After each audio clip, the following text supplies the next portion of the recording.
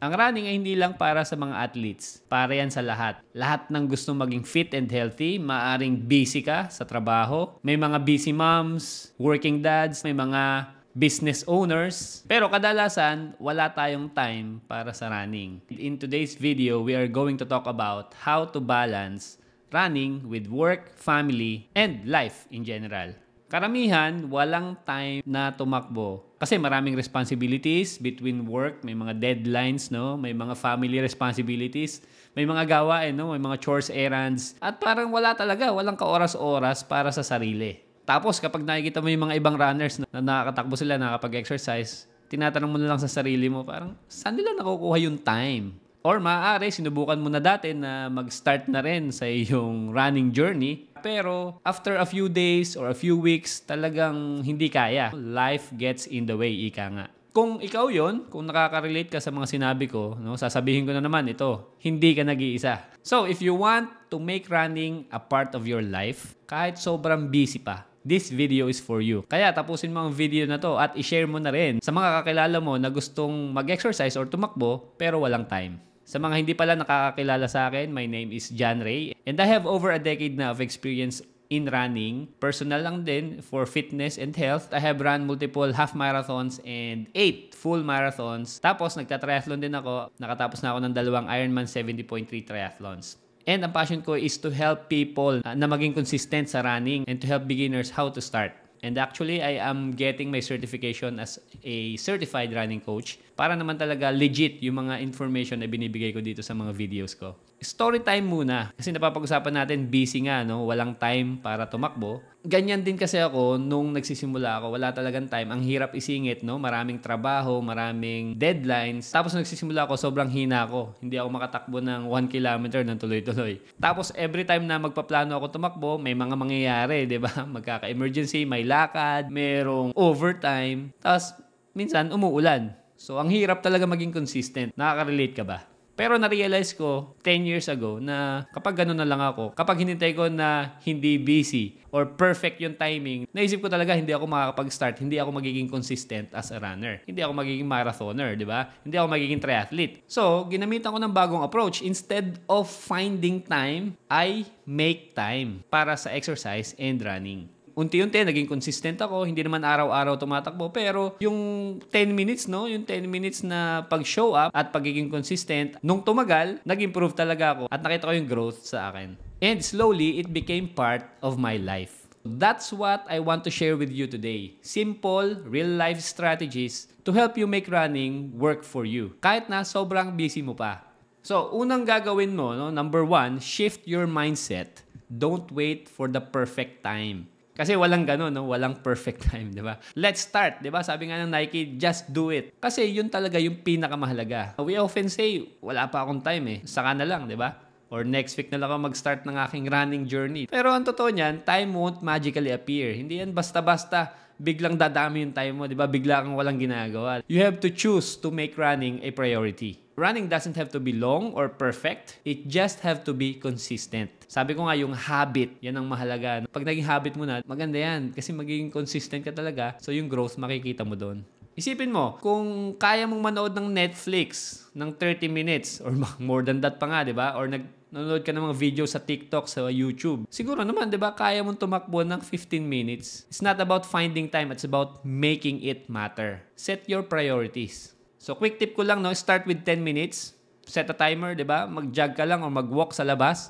10 minutes. You've beaten 99% of people who didn't show up. Step number 1 is change your mindset. Don't wait for the perfect time. Okay, number 2 tayo, no? Pinag-usapan pa rin natin how to balance running with work, family, and life. Schedule your runs like appointments. Busy ka? Busy rin ako. Busy rin yung iba, di ba? That's why ako, tinitreat ko yung aking takbo katulad ng Zoom meeting or scheduled meeting. Hindi pwedeng optional, di ba? Naka-block na yan sa calendar. So, paano? Ikaw naman yung mag-schedule yan. Look at your weekly schedule. Find 2 or 3 windows kung saan ka free ng 30 minutes, di ba? Pwede kang tumakbo sa umaga or sa hapon. Put it in your calendar. Same as you would for a Zoom meeting or Kapag may gagawin ka talagang importante, di ba? Nasa calendar mo yan. So ito, tip ko lang sa'yo, kung ikaw ay morning person, tumakbo ka early in the morning bago magising yung iba. Kung gabi ka naman, mas may time at mas may energy, run after work. Ang best time to run is the time that works for you. Naranasan mo na ba yung sinadya mong gumising ng maaga, nag-alarm ka, tapos gumising ka, tapos tumakbo ka? Tapos yun, ang saya na ng buong araw mo, di ba? Small victory, small wins. That's the power of scheduling. Okay, number 3 na pwede mong gawin para mabalanse mo o maisingit mo yung running sa work, family, and life mo. Kahit busy ka. Involve your family and get their support. Running doesn't have to mean me versus them, di ba? Yung tipong kalabang ko ang mundo, kalabang ko mga kapamilya ko, ang mga kasama ko sa bahay, di ba? In fact, your family can be your biggest cheerleaders. Talk to your wife, talk to your partner, talk to your housemates, 'di ba? Let them know your goal. Ask for their support. Tapos yung mga anak mo, 'di ba? Include your kids. Pwede kang tumakbo habang nagbabike sila or naglalaro sa park or pwedeng habang binabantayan mo yung maliit mong anak, 'di ba? Patakbo-takbo ka lang, paikot-ikot. Pwede rin na talagang gawin mo ng family time. 'Di ba? Walking or jogging together is quality bonding. Nakapag-usap kayo, nakapagkwentuhan kayo ng anak mo or ng asawa mo. So kahit busy, productive, quality time. Sa totoo lang, when your kids see you're being active, you're setting a great example. You're teaching them that health matters. Alam mo, totoo yan, no? Sa amin kasi, simula pa lang ng maliit yung anak ko, nakikita na nagbabike ako, nagra-run ako, and then nag-swim din, nag-swimming lesson siya. Bata pa lang, nakapag-duathlon na yung anak ko, nakapag-triathlon. And then, pati yung misis ko, they joined an aquathlon, tapos sinasama ko sila sa mga races, sa Davao, nung Ironman. And then sa mga marathon like Cebu, sabi nga is racecation, parang vacation na may race, yung aming family bonding. Tapos hopefully, sa mga susunod, no, yung mga international naman yung mga racecation namin. Okay, number 4 na pwede mong gawin para maisingit yung running sa busy schedule mo. Start small and stay consistent. Ito lagi ko sinasabi sa mga previous video ko, no? Number 1 mistake is trying to do too much too soon. Gusto ka agad from 0, makatakbo agad ng 5 kilometers. Kinabukasan or 10 kilometers ka agad, di ba? Then they get injured and burned out. Ito yung recommendation ko, no? 2 to 3 times a week muna sa simula. Focus on time, not distance. Huwag muna tayo magpabilisan, di ba? Kapag sinabi mong 20 minutes, lalabas ako, huwag mong isipin yung pace mo, yung speed mo. Mix running and walking. That's okay. Sa previous video ko, kung di mo pa napapanood, you are not too slow, sabi ko. That's about how to build running confidence kahit beginner ka pa lang. So, kung hindi mo pa napapanood, ililink ko dito, panoorin mo yung previous video ko. Tinuro ko din doon yung run-walk na interval ay mahalaga since nagsisimula ka pa lang. Consistency is better than intensity. Mas okay yung 20 minutes every other day kaysa 1 hour ka nga tumakbo tapos pagod ka buong linggo. Okay, number 5 na pwede mong gawin, use tools and tech to stay on track. Hindi mo naman kailangan ng mga mamahaling gears, but yung mga simple tools ay pwede makatulong. Yung, anbawa lang ha, Google Calendar, yung phone reminders para hindi mo malimutan, ay, may takbo pala ako ngayon, ay, may schedule pala ako ngayon na workout. Diba? Yung mga running apps like Strava, may Nike Run Club din, may Runkeeper. So, kanya-kanyang running app yan, diba? Para matrack mo yung takbo mo. Yung music, yung podcast, yung mga open ear design na earphone. Para yung running ay more fun, lalo na pag medyo tinatamad ka. And yung accountability body, may kaibigan kang nagsisimula pa rin, mas masarap minsan na mag-show up or pumunta sa takbo kapag may naghihintay sa'yo, no? Mapipilitan ka kasi. Naranasan ko na rin yan kasi na tamad ako tumakbo pero dahil may naghihintay sa akin, napilitan ako tumakbo. Nandun siya may naghihintay. Tapos ang maganda doon, after naman, ang sarap sa pakiramdam. Hindi ako nagsisi. Okay, number 6 na tayo.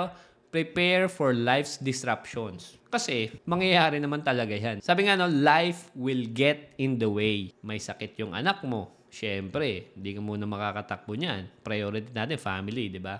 May biglang meeting. Tapos o kaya naman, biglang umulan. Instead of feeling bad or guilty, prepare for it. Paghandaan mo na. Mayroon ka dapat plan B. Hindi ka pwedeng tumakbo sa labas. Pwede naman mag-short workout ka. Yung mga strength training, yung mga plyometrics, di ba? Indoors na lang. O kaya talagang may hindi inaasahan nangyari na missed mo yung iyong session, yung run session mo. Pabayaan mo na, let it go. Just show up again next time. O kaya may biyahe ka, you're traveling. Dalhin mo yung running shoes mo para dun sa pupuntahan mong city. Pwede ka naman tumakbo dun or mag-walking. Don't aim for perfect, aim for progress. Sabi nga, no, life is messy but you can still move forward. So there you have it. Yan yung 6 tips or 6 ways para maisingit mo yung running kahit sobrang busy mo pa.